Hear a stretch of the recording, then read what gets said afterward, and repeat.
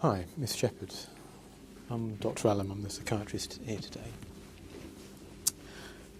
I've very little information about you, but I just understand there's been an issue with the psychotherapy that you've been attending.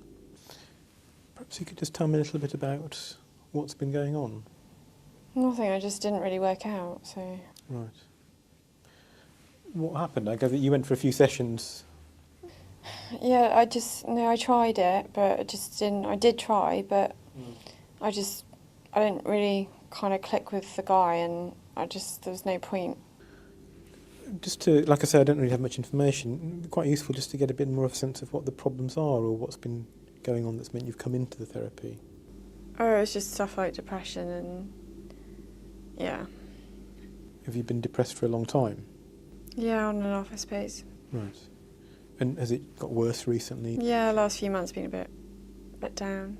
Has anything in particular happened over the last few months? Well, just like my job and lost that, and relationships and stuff, just crap. What work were you doing? Just worked in recruitment. Okay, so you lost that job. And you said relationships, your partner? I split up with my boyfriend, so... And was that all around the same time, a few months ago? And do you have other people around, friends, family? I don't really get on with my family, so... So in a sense there's quite a lot of difficulties, I guess, in your life in some way or other, and this thing with the therapy seems to have made things a bit more complicated. What do you think it was about? What do you think? You say you thought of something that happened. What do you mean? Well, you say... No, I did try. It's not like I didn't try, but I don't know. He just was just kept repeating things back to me and kind of questioning me like I'd done something wrong, and I was trying to get it right. So I was trying to do what I was meant to do, but I don't think I was giving him the answers he wanted, and he was getting really I just think he was a bit critical of what I said. My answers. He was just a bit like, why did you do that? You know, and he kept asking me questions, and just, I don't know. But you're saying there's a bit that you were trying hard, you wanted to get it right. Yeah. It seemed it didn't work out. Just want to check, really. I mean, sometimes there's people drop out of treatment for all sorts of reasons, and sometimes I guess it's because they feel they've had a few sessions and that's enough. They've had a treatment, they feel that's enough to keep them going and they don't need any more. Is that what it was with you? It doesn't sound... No, I would have liked to have done it. I wanted to work, but I can't, if he's not annoyed with me and he's getting irritated with me, then I can't, I don't know how to change that. I don't know what to say. I don't know how to get it, to say what he wants me to say. I don't know. Okay. I don't know how it works. And there weren't any practical problems? I know you say you're not working, but sometimes people, because of work, can't get to a session, or because of... No, I know I didn't have an excuse, but, you know, You don't have children, for example? No, I don't have children. I know that's really probably rubbish, isn't it? Because people with children do have a valid excuse, and I don't. I know. Sure. But I did try. It's not like I really did. I went in and I was all up for... I still am. But... I don't know. I guess I'm just aware that even me asking you some questions, because I don't know whether you have children or not, immediately you feel quite criticised by me. But it is a criticism, isn't it? Because if I did have children, then I would have a valid excuse as to why I couldn't always go. And I don't have an excuse, which means I'm not doing it right. Do you think the therapist himself, you say, was quite critical? Do you think he was unprofessional in any way? Not unprofessional. I suppose he's just doing his job, but I guess he just didn't think I was doing anything right. Was he too inexperienced, do you think? Or? No, he's probably I don't know. I guess he was experienced, but... Exactly. He's good, but I'm probably just not. You said you feel quite criticised, so you're finding the problem with yourself, even though you want to do the right thing. What do you think happened? You say, is this something that's repeated, something that's come up before with you? I don't know. I just feel like I try and do stuff, but I just don't do it adequately. Right. Do you feel that's happened before with you? Other people criticise? Yeah.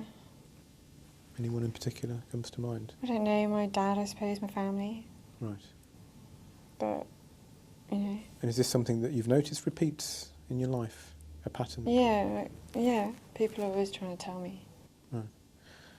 I wonder whether, even just what you've said already, that is there a link you can see between what's been in the past with your father, for example, feeling criticised, wanting to do things right? And Well, I do want to do things right, but I just don't seem to be able to. do you think there's a connection with what's happened in the therapy? Yeah, I can't even get that right. So in a way, you're already seeing some connections and links. Yeah, and then that's ridiculous because therapy is meant to make you feel better, so I can't even get onto the proper bit of therapy. I'm not even doing that right. So it doesn't quite make sense, really. Something's going on. I don't understand it. I just don't know why. I just can't do it. I wonder if it'd be helpful just to think through what might have been going on.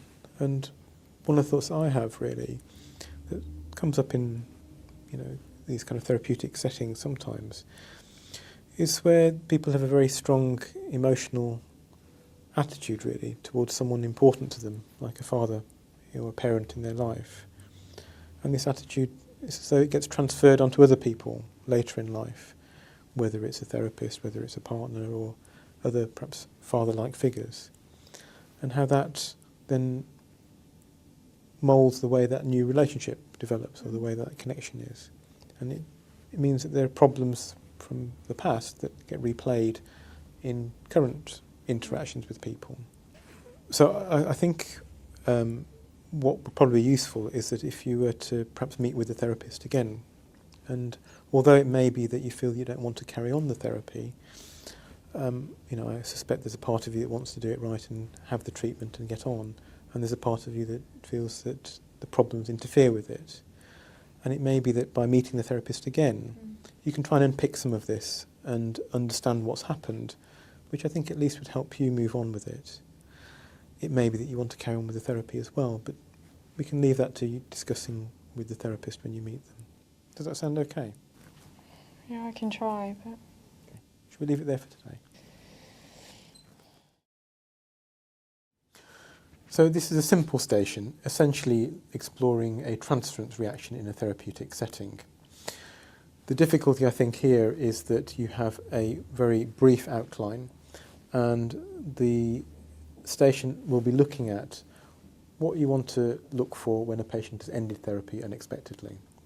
There's a number of things which are basically based around a common sense approach why someone might end a therapy, before looking at the more psychodynamic aspects.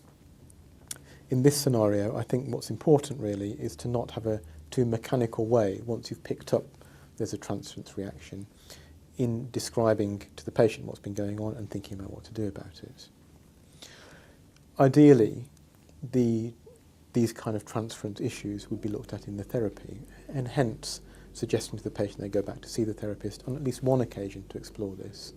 Ideally, these things could be looked at as the therapy goes along, in developing the patient's interactions with the therapist, but also in relations with others, and hence promoting good functioning with the patient.